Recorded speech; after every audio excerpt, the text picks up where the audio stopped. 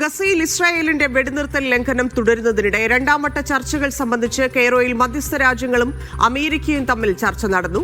അന്താരാഷ്ട്ര സേനയുടെ വിന്യാസം, യുദ്ധാനന്തര ഗസയുടെ ഭരണം, ഹമാസിന്റെ നിരായുധീകരണം എന്നിവയും കെയ്റോ യോഗം ചർച്ച ചെയ്തതായി ഈജിപ്ത് മാധ്യമങ്ങൾ റിപ്പോർട്ട് ചെയ്തു. ഒരു ബന്ദിയുടെ കൂടി മൃതദേഹം ഹമാസിന് കൈമാറിയതിന് പിന്നാലെ 15 പലസ്തീൻ മൃതദേഹങ്ങൾ ഇസ്രായേലും വിട്ടു നൽകി. ഇനി 2 ബന്ദികളുടെ മൃതദേഹങ്ങൾ കൂടിയാണ് കണ്ടെത്തി കൈമാറാനുള്ളത്. ഗസയിൽ സൈന്യത്തിന് നേരെ ഭീഷണി ഉയർത്തിയ 5 ഹമാസ് പോരാളികളെ വധിച്ചതായി ഇസ്രായേൽ അവകാശപ്പെട്ടു.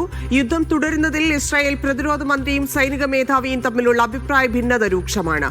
പലസ്തീനികളെ പുറന്തള്ളി വെസ്റ്റ് ബാങ്ക് പിടിച്ചെടുക്കാനുള്ള നീക്കത്തിനെതിരെ രംഗത്ത് വരണമെന്ന് യുഎന്നിനോടും അറബ് ലീഗിനോടും ഹമാസ് ആവശ്യപ്പെട്ടു.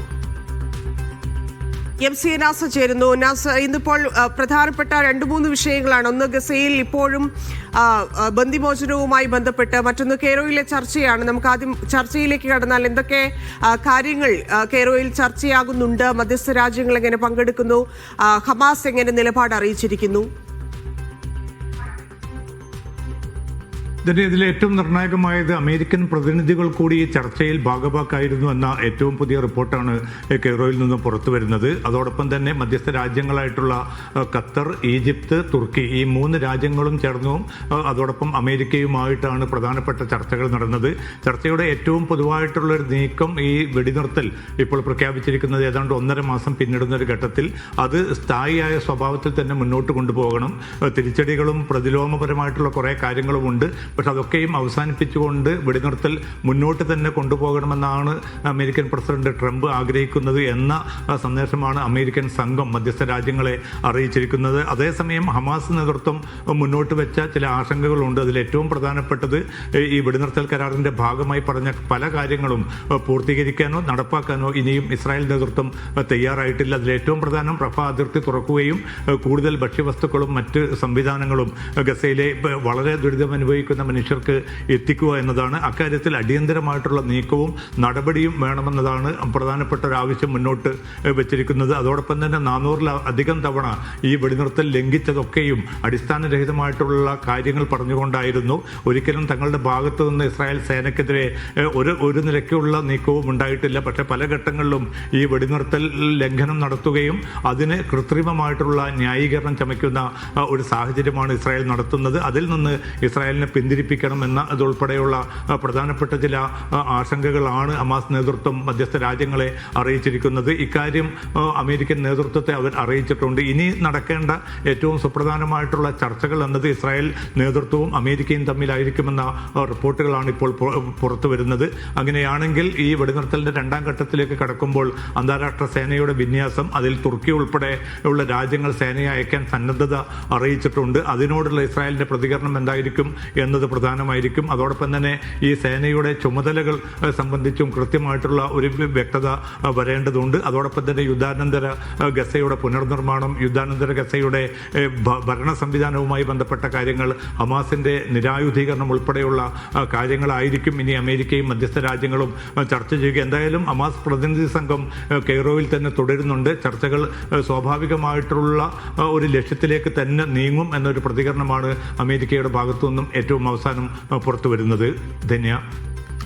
മറ്റൊന്ന്, അന്താരാഷ്ട്ര സേനയുടെ വിന്യാസവുമായി ബന്ധപ്പെട്ട് ചർച്ചകൾ നടക്കുന്നുണ്ട്. പക്ഷെ നേരത്തെ ഉണ്ടായിരുന്ന, അതായത് ട്രംപ് മുന്നോട്ട് വെച്ച പദ്ധതിയുമായി ബന്ധപ്പെടുത്തി നോക്കുകയാണെങ്കിൽ അടുത്ത ലക്ഷ്യം ഹമാസിനെ അവിടെ നിന്ന് നിരായുധീകരിക്കുക, ഇല്ലെങ്കിൽ ഇല്ലാതാക്കുക എന്നുള്ളതാണ്. അതുമായി ബന്ധപ്പെട്ട് ഏതു തരത്തിലാണ് മറ്റു രാജ്യങ്ങൾ പ്രതികരിക്കുന്നത്? ഹമാസ് ഈ കാര്യത്തിൽ ഏതു തരത്തിലാണ് പ്രതികരണം നടത്തിക്കൊണ്ടിരിക്കുന്നത്? ഒപ്പം തന്നെ ഇസ്രായേലുമായി ബന്ധപ്പെട്ട് തന്നെ വലിയ വിഷയങ്ങൾ ഉയരുന്നുണ്ട്. അവിടെ ഏതു തരത്തിലാണ് നെതന്യാഹു യുദ്ധം അവസാനിപ്പിച്ചതുമായി ബന്ധപ്പെട്ട് മുതൽ തന്നെ വലിയ പ്രശ്നങ്ങൾ അവിടെ തുടരുന്നുണ്ട്. ആ സാഹചര്യം കൂടി. ഇതിൽ ഏറ്റവും പ്രധാനപ്പെട്ടത് നിരായുധീകരണം ഉൾപ്പെടെയുള്ള കാര്യങ്ങൾ തത്വത്തിൽ നേരത്തെ തന്നെ ഹമാസ് അംഗീകരിച്ചിട്ടുണ്ട്. പക്ഷേ ആ നിരായുധീകരണം എന്നത് ഒരു പ്രക്രിയയുടെ ഏറ്റവും അവസാനത്തെ ഒരു ഘട്ടം മാത്രമായിരിക്കും. അതിൻ്റെ ഏറ്റവും ആദ്യപടി എന്നത് തങ്ങൾ ഭരണം കൈമാറാൻ സന്നദ്ധമാണ്. പക്ഷേ വരുന്ന സർക്കാർ പൂർണ്ണമായിട്ടും പലസ്തീനികളുടേത് മാത്രമായിരിക്കണം. പുറമെ നിന്നുള്ള ഏതെങ്കിലും ഒരു ഭരണക്രമത്തെ, ഒരു പാവ സർക്കാരിനെ ഗസയിൽ പ്രതിഷ്ഠിക്കാനുള്ള നീക്കത്തോട് ഒരു നിലക്കും തങ്ങൾ അംഗീകരിക്കുകയില്ല എന്ന് ഹമാസ് അറിയിച്ചിട്ടുണ്ട്. അതോടൊപ്പം തന്നെ അന്താരാഷ്ട്ര സേന എന്നത് അതിൽ കൃത്യത വരേണ്ടതുണ്ട്. കാരണം ഇസ്രായേലിന് വേണ്ടി പണിയെടുക്കുന്ന ഒരു സേനയുടെ, ഒരു വിദേശ സൈന്യത്തിന്റെ സാന്നിധ്യം ഒരു നിലയ്ക്കും അംഗീകരിക്കുകയില്ല എന്ന കാര്യത്തിലും ഹമാസ് മധ്യസ്ഥ രാജ്യങ്ങളെ തങ്ങളുടെ നിലപാട് അറിയിച്ചിട്ടുണ്ട്. ഇതിൽ ഏറ്റവും പ്രധാനം ഒരു ഭരണക്രമം വരേണ്ടതുണ്ട്. ആ ഭരണക്രമം പൂർണ്ണമായിട്ടും പലസ്തീൻ താല്പര്യങ്ങളുമായിട്ട് ഒത്തുപോകുന്ന ഭരണ സംവിധാനവും അതിൻ്റെ ആളുകളും ആയിരിക്കണം. പക്ഷെ അത്തരം കാര്യങ്ങളിലേക്ക് പോലും നീങ്ങിയിട്ടില്ല. അങ്ങനെ പൂർണ്ണമായിട്ടും ഏറ്റവും ആത്യന്തികമായിട്ട് ഒരു പലസ്തീൻ രാഷ്ട്രം വിഭാവന ചെയ്യേണ്ടതുണ്ട്. ആ പലസ്തീൻ രാഷ്ട്രം യാഥാർത്ഥ്യമാകുമ്പോൾ അതിൻ്റെ സേനയ്ക്ക് മാത്രമായിരിക്കും ആയുധങ്ങൾ കൈമാറുക. അതല്ലാതെ ഏതെങ്കിലും വിദേശ രാജ്യങ്ങളുടെയോ ഈവൻ അറബ് രാജ്യങ്ങളുടെയോ പോലും സമ്മർദ്ദത്തെ തുടർന്ന് തങ്ങളുടെ ആയുധങ്ങൾ കൈമാറുകയും ഈ പോരാട്ടത്തിൽ നിന്ന് പിൻവാങ്ങാനും തങ്ങൾ ഒരുക്കമല്ല എന്നതാണ് ഏറ്റവും അവസാനമായിട്ട് മധ്യസ്ഥ രാജ്യങ്ങളെ ഹമാസ് അറിയിച്ചിരിക്കുന്നത്.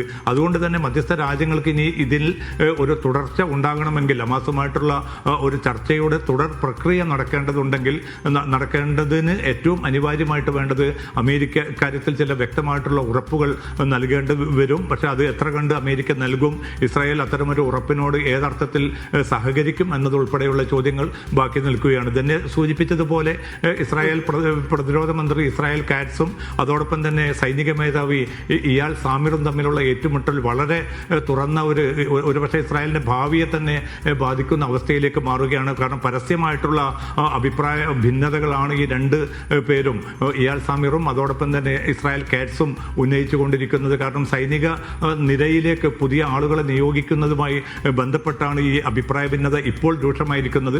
അതോടൊപ്പം തന്നെ ഈ തുടർച്ചയായിട്ട് വീണ്ടും ഈ ഗസയിൽ തുടരുന്ന ഒരു സംഘർഷപൂർണ്ണമായിട്ടുള്ള ഒരു സാഹചര്യം, ഇക്കാര്യത്തിലും രണ്ടു കൂട്ടർക്കും ഇടയിൽ ഭിന്നതയുണ്ട്. അതുകൊണ്ട് ഇസ്രായേൽ പ്രധാനമന്ത്രി നെതന്യാഹു ഇക്കാര്യത്തിൽ അന്തിമമായിട്ടുള്ള ഒരു തീരുമാനം, ഒരുപക്ഷെ പ്രതിരോധ മന്ത്രി സ്ഥാനത്ത് നിന്ന് ഇസ്രായേൽ കാറ്റ്സിനെ മാറ്റുന്നത് ഉൾപ്പെടെയുള്ള കാര്യങ്ങൾ ഇസ്രായേൽ പ്രധാനമന്ത്രി നെതന്യാഹു ആലോചിക്കുന്നതായിട്ടുള്ള റിപ്പോർട്ടുകൾ കൂടി ഇപ്പോൾ പുറത്തു വരുന്നുണ്ട്. ധന്യ മറ്റൊന്ന് ഗസയിലെ അവസ്ഥ എന്താണ് എന്നുള്ളതാണ്. ഭക്ഷണ വിതരണം കഴിഞ്ഞ ദിവസം നിർത്തിയത് അവരെ എങ്ങനെ ബാധിച്ചിട്ടുണ്ട്? നിലവിൽ ഇപ്പോൾ നമുക്കറിയാം അങ്ങോട്ട് ട്രക്കുകളൊന്നും എത്തിയിരുന്നില്ല. ദിവസങ്ങളായി അവരുടെ അവസ്ഥ നമ്മൾ കണ്ടതാണ്. അതിനു മുമ്പുള്ള, അതായത് വെടിനിർത്തലിന് മുമ്പുള്ള അവസ്ഥ അത്രയേറെ ദുരിതമായിരുന്നു. ഇപ്പോഴെങ്കിലും അവർക്ക് മോചനത്തിലേക്ക് ഒരു പ്രതീക്ഷ വെക്കാമോ? കാലാവസ്ഥ പോലും മോശമാകുന്ന പല സ്ഥലങ്ങളിലും പ്രളയമാണ് എന്നൊക്കെ കേൾക്കുന്നുണ്ട്. ശൈത്യകാലവും വന്നെത്തിയിരിക്കുന്നു. അപ്പോൾ ഏതവസ്ഥയിലാണ് ഗസ ഇപ്പോൾ ഉള്ളത്? തന്നെ ആ ദുരിതപൂർണ്ണമായിട്ടുള്ളൊരു അവസ്ഥ മാറണമെങ്കിൽ ഈ റഫ അതിർത്തി തുറക്കുകയും കൂടുതൽ ഭക്ഷ്യവസ്തുക്കളും അതോടൊപ്പം തന്നെ താൽക്കാലിക ടെന്റുകളും മറ്റ് സംവിധാനങ്ങളും ഗസയുടെ വിവിധ ഭാഗങ്ങളിലേക്ക് എത്തേണ്ടതുണ്ട്. ഇതൊക്കെയും നേരത്തെ ഈ വെടിനിർത്തൽ കരാറിൻ്റെ ഭാഗമായിട്ട് വളരെ ഇരുകൂട്ടരും അംഗീകരിച്ച കാര്യങ്ങളായിരുന്നു. പക്ഷേ ഇപ്പോൾ പോലും നിരന്തരമായിട്ടുള്ള വെടിനിർത്തൽ ലംഘനം നടക്കുന്നു. ഇന്ന് മാത്രം 3 പേർ കൊല്ലപ്പെട്ടതായിട്ടുള്ള റിപ്പോർട്ടുകൾ പുറത്തു വരുന്നു. ഇതൊക്കെ നിലനിൽക്കുന്ന ഒരു സാഹചര്യത്തിൽ ഈ പ്രതിസന്ധി മാറാതെ ജനങ്ങളുടെ ഒരുപക്ഷെ നീണ്ട 2 വർഷമായിട്ട് ഏറ്റവും ദുരിതപൂർണ്ണമായിട്ടുള്ള അവസ്ഥയിലൂടെ പോകുന്ന മനുഷ്യർ, ഏതാണ്ട് 10 ലക്ഷത്തിലധികം മനുഷ്യർക്ക് താൽക്കാലിക താമസ സംവിധാനങ്ങൾ പോലും ഒരുക്കാൻ ഇനിയും സാധിച്ചിട്ടില്ല.